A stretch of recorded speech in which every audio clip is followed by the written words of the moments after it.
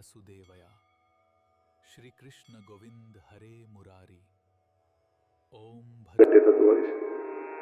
શ્રીમદ ભાગવતમાં 10મા સ્કંદમાં તમને માધુર્યના દર્શન થશે, અન્ય સ્થાનોમાં ભગવાનના મહાત્મ્યના દર્શન થશે. વ્રજની લીલામાં ભગવાનના માધુર્યના દર્શન થશે, દ્વારિકાની લીલામાં ભગવાનના મહાત્મ્યના દર્શન થશે. આ કૃષ્ણ પરમાત્મા એવો છે જે મહાત્મ્ય અને માધુર્ય બંનેને એક સાથે લઈને વિરાજમાન છે. વિરુદ્ધ ધર્માશ્રયતાનો ગુણ લઈને વિરાજમાન છે. એ જે ક્ષણે અભૂત છે એ જ ક્ષણે એ સર્વજ્ઞ પણ છે. સર્વ સામર્થ્ય યુક્ત હોવા છતાં પરમાત્મા ભક્તોને સ્નેહવશ થઈ ભક્તોનો જેવો ભાવ છે એવા સામર્થ્યને ધારણ કરી અને ભક્તોના મનોરથો પૂરા કરવા માટે ઠાકોરજી પધારતા હોય છે. એ છે સર્વસમર્થ, પણ તમારો ભાવ એવો હશે ને યશોદા જેવો કે હું નહીં ભોજન કરાવું તો મારો લાલન ભૂખ્યો રહી જશે, તો તમને જોઈને એને કકડીને ભૂખ લાગશે. અરે હું નહીં પોઢાવું તો મારો લાલન નિંદ્રા નહીં કરે, તો ઠાકોરજીને તમારા ખોળા સિવાય બીજે ક્યાંય નીંદ નહીં આવે. અરે હું જારી નહીં ભરું તો મારો લાલન તરસ્યો રહી જશે, તો તમારા હાથે ભરેલી જારીની પ્રતીક્ષા કરતો હશે. ગીતાજીના એ વચનોને યાદ કરું, યે યથા મામ પ્રપદ્યન્તે તાંસ દૈવ ભજામ્યહમ. જે રીતે મને ભજે છે હું પણ એને એ રીતે ભજું છું. જેવો ભાવ તમારો છે પરમાત્મા એવા થઈને તમને મળે છે. પરમાત્મા તો રસો વૈસહ છે અને રસને પોતાનો આકાર નથી હોતો. જે પાત્રમાં રસ લો રસ એવા આકારનું થઈ જાય. તમે પાણીને પવાલામાં મૂકો તો પવાલા જેવો આકાર થઈ જાય, વાટકીમાં મૂકો તો વાટકી જેવું થઈ જાય, થાળીમાં લો તો થાળી જેવું થઈ જાય. એમ રસો વૈસહ એવા પરમાત્મા ભક્તોના હૃદયના જેવા પાત્રો છે એવા થઈને સ્વરૂપ ધારણ કરે છે. એટલે જેવો ભાવ લઈને તમે બેસશો ઠાકોરજી એવા થઈને તમને મળશે. આ જ કૃષ્ણ ચરિત્રની, આ જ કૃષ્ણ ભક્તિની વિશેષતા છે, આ જ એનું માધુર્ય છે. વાર્તા સાહિત્યમાં પ્રસંગ આવે છે ને, પેલા માજી મદન મોહનલાલની સેવા કરતા, ઉભા કૃષ્ણ, વેણુ વગાડતા કૃષ્ણ, અને આજ સુધી જીવનમાં એ સ્વરૂપ સિવાય બીજા કોઈ સ્વરૂપ ભગવાનના જોયા જ નહીં. અને એકવાર કોઈ વૈષ્ણવ બાલકૃષ્ણ લાલને ઝાંપીજીમાં પધરાવી એમના ઘરે પધરાવી ગયા, અને જ્યાં ઝાંપીજી ખોલ્યા એ તો યાત્રાએ જતા રહે. અને માજીને થયું કે જો આ જરાય ઠાકોરજીનું ધ્યાન નથી રાખતો, ઠંડીને કારણે ઠાકોરજી કેવા વળી ગયા છે. એને બાલકૃષ્ણલાલ જોયા જ નહોતા, અને આવા વળેલા કૃષ્ણ. પછી તો એને તેલ ગરમ કર્યું અને ઔષધો ગરમ પદાર્થના નાખ્યા અને માલિશ શરૂ કરી. મારા ઠાકોરજી વળેલા હાથ પગ પાછા સીધા થઈ જાય. ઠાકોરજી વિચાર કરે જો ઊભો ન થયો તો આજે મારો વારો છે. અને ઇતિહાસ એમ લખે છે કે બાલકૃષ્ણલાલ મદન મોહનલાલ થઈ ગયા, ઉભા થઈ ગયા, ઠાડા થઈ ગયા, અને આજે પણ એ સ્વરૂપ બિરાજે છે પુષ્ટિ માર્ગી હવેલી, જે બાલકૃષ્ણલાલમાંથી મદન મોહનલાલ થયા. કૃષ્ણ ભક્તિનું માધુર્ય એ છે, ભક્તનો જેવો ભાવ હોય એવા થઈને ભગવાન મળે છે. મર્યાદા ભક્તિમાં જેવા ભગવાનનું સ્વરૂપ એ રીતે કૃપા. પુષ્ટિ ભક્તિમાં હવેલીમાં ભલે એ જ સ્વરૂપ બિરાજતું હોય, પણ તમે જે ભાવ લઈને જાઓ ઠાકોરજી એવા થઈને તમને મળે. એ જ ગોવર્ધનનાથજી, જેનો વાત્સલ્ય ભાવ હશે ને એને બાળક જેવા લાગશે. આજે કેવા સુંદર નાના બાળક જેવા ઠાકોરજી લાગી જાય. જેનો સાખ્ય ભાવ હોય ને સખા જેવા લાગશે, જેનો માધુર્ય ભાવ હશે ને પ્રિયતમ જેવા લાગશે. પ્રભુ એ જ છે જેનો જેવો ભાવ જાકી રહી ભાવના જૈસી પ્રભુ મુહૂર્ત દેખી દિન તૈસી. આજ પ્રભુનું માધુર્ય છે. સામર્થ્ય બતાવવા માટે ભગવાને શંખ ચક્ર ગદા પદ્મ આયુધોને ધારણ કરવા પડે છે, ક્યારેક સુદર્શનને છોડવા પડે છે, પણ માધુર્યને પ્રગટ કરવા માટે પ્રભુએ કેવલ અધર પર વેણુને પધરાવી પડે. અને અધર પર પધરાવેલી વેણુના સ્વર ભરી પ્રભુ પોતાના માધુર્યને ચારે બાજુ ફેલાવે છે.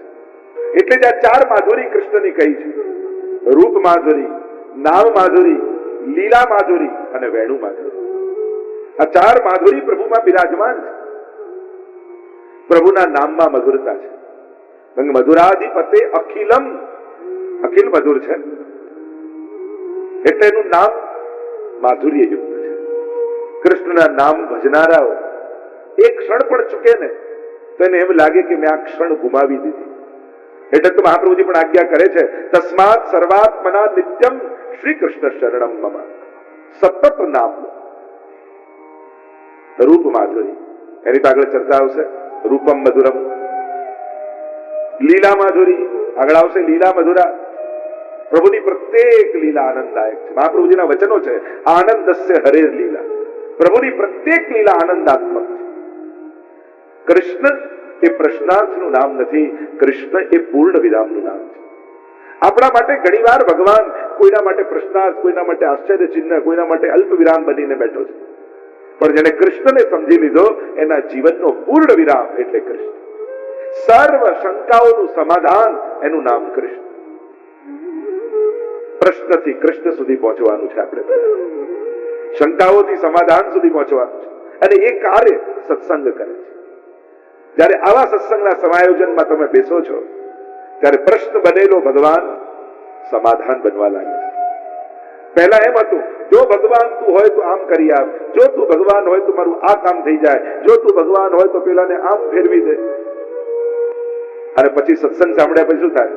જેને જે કરવું હોય કરે, ભગવાન છે, બધું સારું જ થશે. બસ આટલો ફરક પડશે. પહેલા દરેક વખતે ભગવાને એના હોવાની સાબિતી આપવી પડતી, પણ સત્સંગ હૃદયમાં ઉતર્યો પછી ભગવાન શ્રદ્ધા બની ગયો, ભગવાન પૂર્ણ વિરામ બની ગયો. અને એવો વિશ્વાસ બેસી ગયો કે એમ થયું ભગવાન છે ને બધું સારું થશે. એવી શ્રદ્ધામાં રૂપાંતરિત થઈ જાય. અને જ્યારે ભગવાન તમારા પ્રશ્નોનો પૂર્ણ વિરામ બને છે પછી જીવનમાં કોઈ પ્રશ્નો જ નથી રહેતા. ઘણી વાર લોકો એટલા બધા પ્રશ્નો લખી રાખે કે જે આવશે ત્યારે આ પૂછીશું, આ પૂછીશું, આ પૂછીશું, મળે ત્યારે બધું જ ભૂલી ગયા. જે ઘણું બધું વિચારી રાખ્યું હતું કે આ બધું પૂછવાનું છે, કઈ યાદ જ નથી આવતું. મેં તો બસ આ જ તમારો ભાવ છે, આ જ તમારી શ્રદ્ધા છે. જ્યાં સમાધાન મળી જાય, જ્યાં શાંતિ મળી જાય પછી કોઈ પ્રશ્નો જાગતા નથી. અશાંતિમાંથી પ્રશ્નો પેદા થાય છે, દુઃખમાંથી પ્રશ્નો પેદા થાય છે, શંકામાંથી પ્રશ્નો પેદા થાય છે. પણ જ્યાં સમાધાન મળ્યું, જ્યાં શાંતિ મળી, જ્યાં શ્રદ્ધા આવી, ત્યાં બધા જ પ્રશ્નો આપમેળે શાંત થઈ જાય. ચિત્તને એવી શાંતિ મળે કે પૂછવાની કઈ ઈચ્છા જ બાકી ન રહે.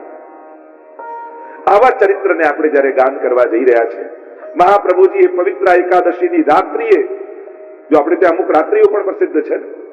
પહેલી રાત્રિ તો કૃષ્ણ જન્માષ્ટમીની રાત્રિ. તમદ્ભુતમ બાલકમં ભુજેક્ષણમ ચતુર્ભુજમ શંખ ગદા દ્વિદાયુધમ શ્રીવત્સલક્ષ્મમ ગલસૌભિકૌસ્તુભમ પીતાંબરમ સાંદ્રપયોદ સૌભગમ. ચતુર્ભુજ રૂપે પરમાત્મા પ્રગટ થયા કારાગ્રમાં અને ગોકુલ પધાર્યા. બીજી રાત્રિ રાસલીલાની રાત્રિ. વેણુનાદ કરીને ગોપીઓને બોલાવ્યા. મહારાત્રિ શરદની તાસા મહાવીરભૂત શૌરી સ્વયમાન મુખાંબુજ પીતાંબર ધરસ્ત્રગ્વી સાક્ષાત મન્મથ મન્મથ. સાક્ષાત મન્મથ પરમાત્મા ગોપીઓના પરિકરની મધ્યમાં પ્રગટ થઈ ગયા. અને ત્રીજી રાત્રિ જે વૈષ્ણવ માટે વિશેષ છે અને એ છે શ્રાવણ શ્યામલે પક્ષે એકાદશ્યા મહાનિશી સાક્ષાત ભગવતા પ્રોક્તમ તદક્ષર સૌચ્ય. આ પવિત્ર એકાદશીની રાત્રિ જે દિવસે ઠાકોરજીએ પ્રગટ થઈ બ્રહ્મ સંબંધ મંત્રનો ઉપદેશ શ્રી મહાપ્રભુજીને કર્યો અને ઠાકોરજીના આ અલૌકિક માધુર્ય યુક્ત સ્વરૂપના દર્શન કરી શ્રી મહાપ્રભુજીના મુખમાંથી શબ્દો સરી પડ્યા.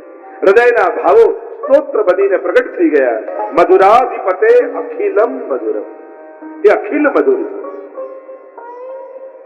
એવા શ્રી કૃષ્ણ પરમાત્મા જગત જેના જ્ઞાનથી જેને ઓળખે છે, જગત જેને એના મહાત્મ્યથી ઓળખે છે, પણ એક ભક્ત, એક વ્રજ ભક્ત કેવલ ને કેવલ કૃષ્ણને એના માધુર્યથી ઓળખે છે.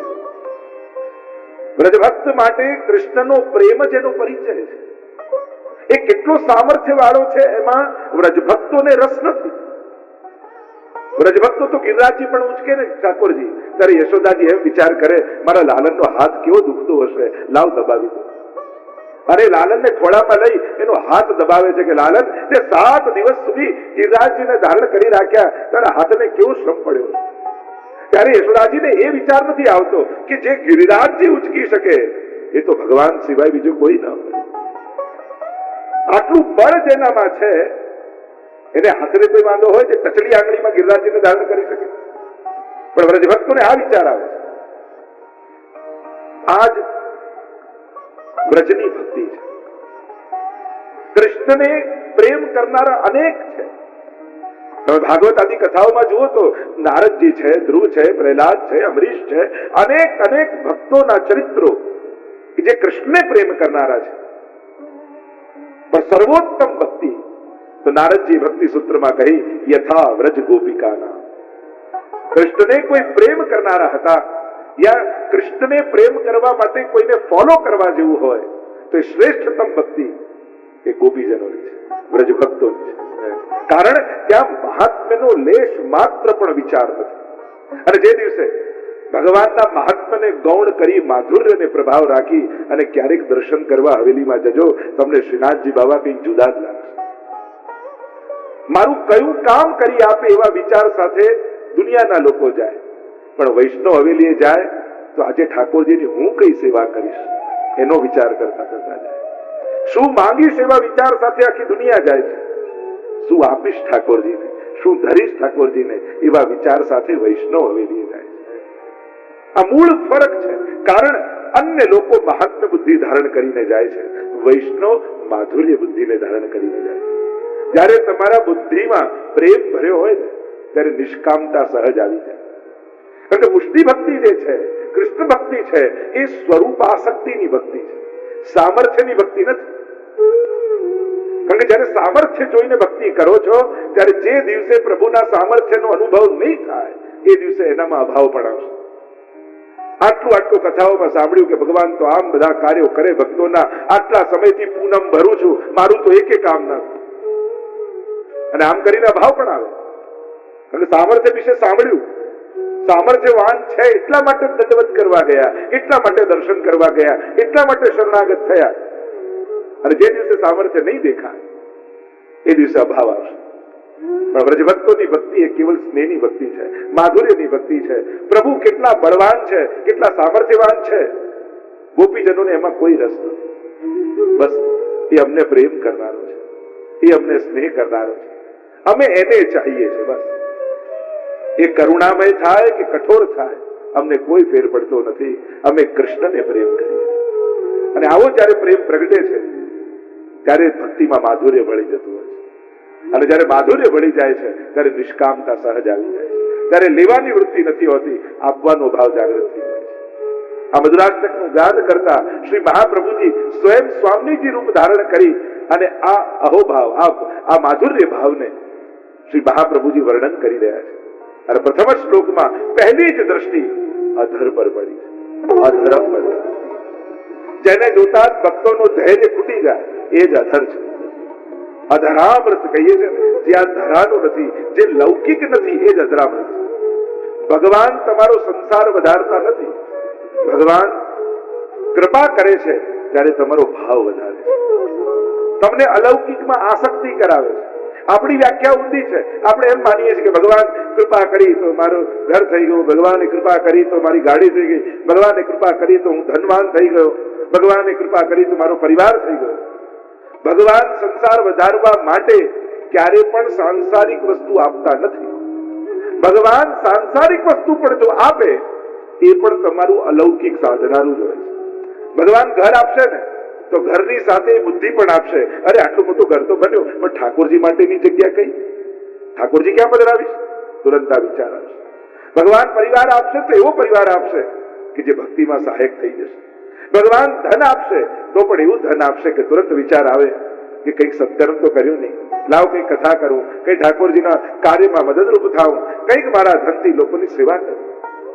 પ્રભુ જ્યારે લૌકિક સાધન પણ આપે છે તો એવા સાધન આપે છે જેનાથી આપણું અલૌકિક સિદ્ધ થાય. ભગવાન જીવ સંસારમાં ફસાય એવા સાધનો ક્યારે આપતા નથી. એટલે ભગવાનનું આપેલું લૌકિક પણ અલૌકિક સાધનારું હોય છે.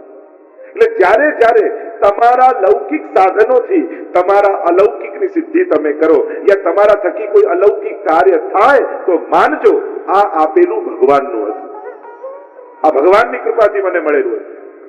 અને મળ્યા છતાંય જીવનમાં ક્યારેક કોઈ સત્કર્મ ન થઈ શકે તો માનજો આ મારી મહેનતથી મને મળી છે. ઘણી વાર લોકોને મૂંઝવણ થાય કે આ મહેનતથી મળ્યું છે, ભાગ્યથી મળ્યું છે કે ભગવાને આપ્યું છે.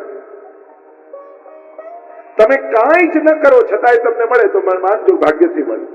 તમે ખૂબ પરિશ્રમ કરો ને મળે તો માનજો પુરુષાર્થથી મળ્યું છે, પણ જે કાંઈ પણ મળ્યું એ સત્કાર્યમાં વપરાય તો માનજો કૃપાથી મળ્યું છે, ઠાકોરજી આપ્યું છે. કારણ આનાથી મેં મારું અલૌકિક સિદ્ધ કર્યું, આનાથી ગાંઠો છૂટે એવું કંઈક મારાથી થયું, જેનાથી સંસારની કરબંધનોની ગાંઠો બંધાતી જાય. કારણ કે એક વસ્તુ યાદ રાખો, દોરીમાં જેટલી ગાંઠ બાંધો ને એટલી દોરી ટૂંકી થતી જાય. આપણે ત્યાં ગાંઠથી મજબૂત થયું, અરે મજબૂત નહીં, દોરી ટૂંકી થઈ ગઈ. તમે દોરી લઈને 10 ગાંઠ બાંધી જોજો, પહેલા એને માપજો ને ગાંઠ બાંધીને માપજો, ટૂંકી થઈ જશે. એમ જેના જીવનમાં ગાંઠો વધારે એનું જીવન ટૂંકું.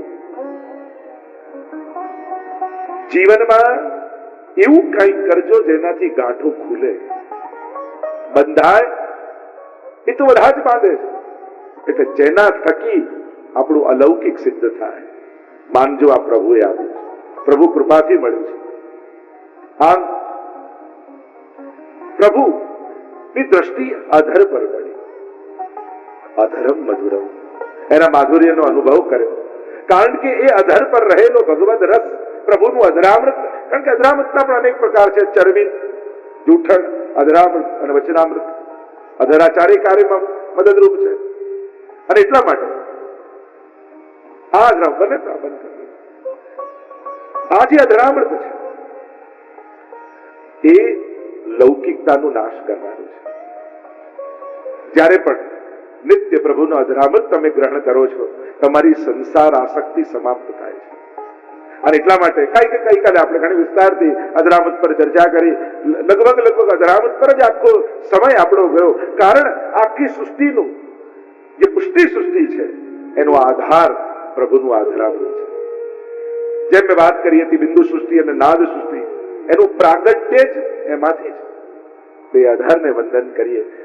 અધરમ મધુરમ વદનમ મધુરમ. પ્રભુનું વદન એટલે મુખારવિંદ, એ મધુર છે. અને મુખારવિંદ ઉપર અનેક ગાથાઓ, અનેક કથાઓ, અનેક કવિતાઓ, અનેક શ્લોકો લખાય. ભક્તના જીવનનો આધાર પ્રભુના મુખના દર્શન છે. એટલે હું તો ઘણી વાર એટલે જ કહું ને, આ આખો દિવસ જ્યાં જુઓ ત્યાં ભગવાન દેખાવા જોઈએ. કદાચ એવું ન થઈ શકતું હોય, આંખ ખુલે ત્યારે સૌથી પહેલા પ્રભુના દર્શન થાય, એનો પ્રયાસ આપણે કરવો જોઈએ. આંખ ખુલે અને શ્રીજીના દર્શન. અને આ મુખારવિંદ સાધારણ નથી. આ મુખ જોઈને તો મોટા મોટા દેવો મોહિત થઈ ગયા છે. આ મુખ જોઈને તો મોટા મોટા ઋષિઓ મૂર્છિત થઈ ગયા છે. વદનમ મધુરમ. રસકારની વાર્તા જુઓ, કેવળ શ્રીનાથજી બાબાના ચિત્ર જોયા મુખારવિંદ, અને એવી લગ્ની લાગી કે હવે મેળવો છે તો શ્રીનાથજી બાબા. અને ચિત્ર લઈને આખા બ્રજમંડળમાં ફરે છે, આ મારો મહેબૂબ મને ક્યાં મળે. અને જ્યાં શ્રીનાથજીની ઝાંખી થઈ, શ્રીજીના થઈ ગઈ. એવા તો અનેકવિધ પ્રસંગો. એ આગ્રાની બજારમાં નાચનારી ગણિકા મેરો મન ગિરધર છબી પર અટક્યો. પ્રભુના મુખારવિંદના દર્શન કરે. ગોપીઓ પણ વારે ઘડીએ એ જ કહે છે, પ્રભુ આપના આ મુખારવિંદને જોઈએ છે ત્યારે અમારું મન ભ્રમર બનીને એ કમલનું પાન કરતું રહે છે. સ્વયં ભીષ્મજી બાણ સૈયા પર સૂતા છે. જો જેના પર કૃપા હોય ને એ જ બાણ સૈયા પર સૂતા સૂતા પણ પ્રભુના મુખારવિંદના સૌંદર્યને માણી શકે. भीष्म जी ने बड़ी सुंदर स्तुति करते कहा, देखो बाण सैया पर सोए हुए हैं भीष्म जी, આખું શરીર બાણોથી વિંધાયેલું હોય અને એવી વિકટતામાં પણ જે સૌંદર્યને માણી શકે એ જ વૈષ્ણવ છે. જોને નાથ દ્વારા દર્શન કરવા જઈએ, આટલી ભીડ હોય છતાં એક ઢાંકી મુખારવિંદની થઈ જાય અને વૈષ્ણવ આટલા વિપરીત સંજોગોમાં પણ શ્રીજીના સૌંદર્યને માણીને આવી જાય છે. આ મહાપ્રભુજી ની કૃપા છે. ભીષ્મજી વહી કह रहे हैं, प्रभु આપનાથી સુંદર આ જગતમાં બીજું કોઈ નથી. એમાં પણ આપનું મુખ કમલ મુખ દેખત તૃપ્તિ ન હોય. આ મુખારવિંદને જોતા ક્યારે સંતોષ થતો નથી, સદાય અતૃપ્તિ બની રહે છે. આપણે ગમે તેટલી વાર ઠાકોરજીના દર્શન કરીએ પણ હજી જયારે દર્શન કરવા જઈએ ને એમ થાય હજી 10 મિનિટ દર્શન ખુલ્લા રહે તો સારું. આજ પ્રભુના અસીમિત સૌંદર્યનું પ્રમાણ છે. લૌકિક ગમે તેટલા સુંદર વ્યક્તિનો ફોટો રાખો, 2 દિવસમાં એમ થશે કે આને કાઢો, આ ફોટો બદલો. પણ પ્રભુને નાનપણથી જોતા આયા, હજી એને આસક્તિ ઘટતી નથી. એવા કમનીય પ્રભુ છે. પ્રભુનું મુખ કમલ કેવું છે! જો આપણે ત્યાં કેટલાક તત્વોને પ્રભુના મુખારવિંદ રૂપ માનવામાં આવે છે. વદનમ મધુરમ. ગિરિરાજજીના મુખારવિંદ એ પ્રભુનું મુખારવિંદ છે. આપણે ત્યાં અમુક મુખોને પ્રભુના મુખ માનવામાં આવે. આજે પણ ગિરિરાજજીમાં જઈએ તો મુખારવિંદમાં ભોગ ધરીએ છીએ, કારણ કે ગિરિરાજજીનું મુખારવિંદને સાક્ષાત પ્રભુનું મુખારવિંદ માનવામાં આવે. એટલે આજે પણ જે ભોગ ધરીએ અને ગિરિરાજ બાબા પ્રસન્નતાથી આરોગે છે. અને ગોવર્ધન યાગ સમયે ત્યારે ગિરિરાજ બાબા 1000 ભુજાથી પ્રગટ થયા ત્યારે ભક્તો આવીને કહે છે કે પ્રભુ તારું અને ગિરિરાજજીનું મુખારવિંદ એક સરખું છે. પ્રભુ કહે મારું જ રૂપ છે. જો વ્રજને આખું શરીરની ભાવના કરો તેનું મુખ એ ગિરિરાજજીમાં છે. બીજું, યજ્ઞ કુંડનો અગ્નિ એ પ્રભુના મુખારવિંદ રૂપ માનવામાં આવે છે. આજે પણ યજ્ઞ કરતા હોય ત્યારે યજ્ઞમાં જયારે પણ હોમીએ તો ભૂદેવો એમ કે આ રીતે આરોગ આવતા હોય એવો ભાવ કરો, આમ પકડીને મુખ પધરાવવામાં આવે. અગ્નિ મુખારવિંદ, મુખાદ અગ્નિ રજાયત. બ્રાહ્મણનું મુખ એ પણ ભગવત મુખ માનવામાં આવે છે. એટલે જ આપણે ત્યાં કોઈ પણ સત્કર્મ સમયે બ્રાહ્મણ ભોજન કરાવતા હોઈએ છીએ, બ્રહ્મ ભોજન. શાસ્ત્ર એવા એમ કહ્યું બ્રાહ્મણોસ્ય મુખમાસિત અજાયત, એમ પુરુષોત્તમાં કહ્યું મુખમાંથી પ્રાગટ્ય છે અને એટલા માટે બ્રાહ્મણનું મુખ પણ ભગવાનનું મુખ માનવામાં આવે છે. એવા અનેક તત્વો. એ રીતે ગાયનું મુખ પણ ભગવાનનું મુખ માનવામાં આવે છે. એટલે જ આપણે ત્યાં કોઈ પણ શુભ પ્રસંગે ગૌગ્રાસ કાઢવામાં આવે છે, કારણ કે ગાય જો મુખમાંથી લે તો એ ભગવાનનું મુખ છે. એ જ રીતે પુષ્ટિ માર્ગીય વૈષ્ણવ માટે ગુસાઈજીએ સર્વોત્તમ સ્તોત્રમાં મહાપ્રભુજીનું એક નામ કહ્યું, શ્રી કૃષ્ણાસ્યાય નમઃ. કૃષ્ણનું આસ્ય, આસ્ય એટલે મુખારવિંદ, સાક્ષાત પ્રભુના મુખારવિંદનો જ અવતાર શ્રી મહાપ્રભુજી છે. કૃષ્ણાનન દ્વિજ રૂપ પ્રગટે, કૃષ્ણાનન દ્વિજ રૂપ. આપણે પદ સાહિત્યમાં ગાઈએ આનંદ એટલે મુખારવિંદ. સાક્ષાત શ્રી કૃષ્ણના મુખારવિંદનું રૂપ શ્રી મહાપ્રભુજી છે. શ્રી વલ્લભને મુખારવિંદનું સ્વરૂપ માનવામાં આવ્યું અને એટલા માટે જ અહીંયા મહાપ્રભુજી જયારે મધુરાષ્ટક ગાઈ રહ્યા છે, કારણ કે મહાપ્રભુજીને પણ બે સ્વરૂપે આપણે પરિચય પામીએ છીએ. એક અગ્નિ સ્વરૂપ વૈશ્વાનરાય નમઃ અને બીજું સુધા સ્વરૂપ. પ્રભુના મુખમાં રહેલી જે સુધા છે, અધરમ મધુરમ કહ્યું, એમાં રહેલું જે અધરામૃત છે એનું જ મૂર્તિમંત સ્વરૂપ શ્રી મહાપ્રભુજી છે. શ્રી મહાપ્રભુજીને અનેક સ્વરૂપે આપણે આરાધીએ છીએ. એમ તો પ્રાય 3 સ્વરૂપ, રૂપમ તત્ત્રિતયાત્મકમ, સ્વામીજી સ્વરૂપે, ઠાકોરજી સ્વરૂપે અને આચાર્ય ગુરુ સ્વરૂપે. આ 3 રૂપે આરાધ્ય છે. પણ એમના તત્વતઃ રૂપ, જો આ પ્રભુને સમજવા માટે, મહાપ્રભુને સમજવા માટે 3 સ્વરૂપો સમજવા જરૂરી છે. 3 જ્ઞાન હોવું જરૂરી છે: મહાત્મ જ્ઞાન, તત્વ જ્ઞાન અને સ્વરૂપ જ્ઞાન. ગ્રંથોમાં મહાત્મ્યનું વર્ણન કરવામાં આવ્યું ત્યારે ભગવાનનું શું સામર્થ્ય છે. સચ્ચિદાનંદ રૂપાય વિશ્વોત્પત્યાદિ હેતવે, વિશ્વની ઉત્પત્તિ સ્થિતિ ને લઈ કર, આ મહાત્મ જ્ઞાન. બીજું છે તત્વ જ્ઞાન. તત્વથી એ શું છે? સચ્ચિદાનંદ રૂપાય, સચ્ચિદ અને આનંદ રૂપ. સ્વરૂપ જ્ઞાન શું છે? તો કે મધુરાધિપતે અખિલમ મધુરમ રસો વૈસહ, એ કેવલ ને કેવલ આનંદની મૂર્તિ છે, કેવલ ને કેવલ રસની મૂર્તિ છે. આ એનું સ્વરૂપ જ્ઞાન છે. અને જયારે આ જ્ઞાન થાય, આ 3 જ્ઞાન થાય ત્યારે ભાવ દ્રઢ થાય. તો શ્રી મહાપ્રભુજી તત્વતઃ અગ્નિ સ્વરૂપ માનવામાં આવ્યા, કારણ કે એટલે જ અગ્નિકુંડમાંથી પ્રગટ થઈ. પૂર્વમાં તમે ઇતિહાસ જુઓ તો યજ્ઞ નારાયણ ભટ્ટ જયારે સોમ યજ્ઞ કરી રહ્યા હતા અને એમાં આહુતિ આપી ત્યારે સોમ યજ્ઞની અગ્નિમાંથી પ્રભુ પ્રગટ થયા અને વચન આપ્યું, તમારા કુળમાં 100 સોમ યજ્ઞ પૂરા થશે ત્યારે હું તમારા કુળમાં જન્મ લઈશ. અને લક્ષ્મણ ભટ્ટજી દ્વારા 100 સોમ યજ્ઞ પૂરા થયા ત્યારે શ્રી મહાપ્રભુ વલ્લભાચાર્ય સ્વરૂપે પ્રભુ પ્રગટ થયા. અને ચંપારણ્યમાં અગ્નિકુંડની મધ્યમાં બાળક પડેલું છે, જાણે સંકેત કરી રહ્યું છે એ યજ્ઞકુંડમાંથી પ્રગટ થઈને જેણે વચન આપ્યું હતું એ જ હું પાછો ભૂતલ પર આવ્યો છું. 100 સોમ યજ્ઞ પૂરા થયા. અને એટલા માટે એ જે યજ્ઞકુંડમાંથી, અગ્નિકુંડમાંથી મહાપ્રભુજી પ્રગટ થયા, અગ્નિરૂપ. અને બીજું મહાપ્રભુજીનું જે સ્વરૂપ માનવામાં આવે છે એ સુધારૂપ માનવામાં આવે છે. સપ્તશ્લોકીમાં પણ ગુસાઈજી આપણને સમજાવે છે, સ્ફુરત કૃષ્ણ પ્રેમામૃત રસ ભરેણા, કૃષ્ણમાં સ્ફૂરતા એ ભગવદ રસનું સુભગ મૂર્તિ એ જ શ્રી મહાપ્રભુજી છે. કારણ આ મધુરાષ્ટક કોણ ગાઈ શકે? સાધારણ વ્યક્તિ આ મધુરાષ્ટક ન ગાઈ શકે. આપણે તો મધુરાષ્ટકના શબ્દોને ઓળખીએ છીએ, એમાં રહેલા ગૂઢ ભાવોને ક્યાં ઓળખીએ? આ મધુરાષ્ટક ગાવાનું સામર્થ્ય કોનામાં હોય? એક વસ્તુ યાદ રાખ, ગુજરાતી સાહિત્યકારો એમ કહે ને, સુંદરતા પામતા પહેલા સુંદર બનવું પડે, એમ મધુરતા પામતા પહેલા મધુર બનવું પડે. જે સ્વયં માધુર્યયુક્ત હોય, જે માધુર્યથી બનેલું હોય, કારણ રસ ઉત્તમ હોય પણ પાત્ર ઉત્તમ ન હોય ને તો એ રસાસ્વાદ ઉત્તમ રીતે ન થાય. પાત્રતાની ઉત્તમતા પણ બહુ મહત્વ છે. લોકો નાટક દ્વારા જઈએ ત્યારે બહુ આનંદ આવે. સવારે સવારે મંગળા કરીને પછી જે કુલ્લડમાં ચા મળે, આમ મજા આવી જાય. એ લોકો જુદી જુદી રીતે અભિવ્યક્ત કરતા હોય. ચા એ જ છે પણ કુલ્લડમાં પીવાનો આનંદ જુદો છે. પાત્રતાની ઉત્તમતા છે, એ પાત્રનો આસ્વાદ છે.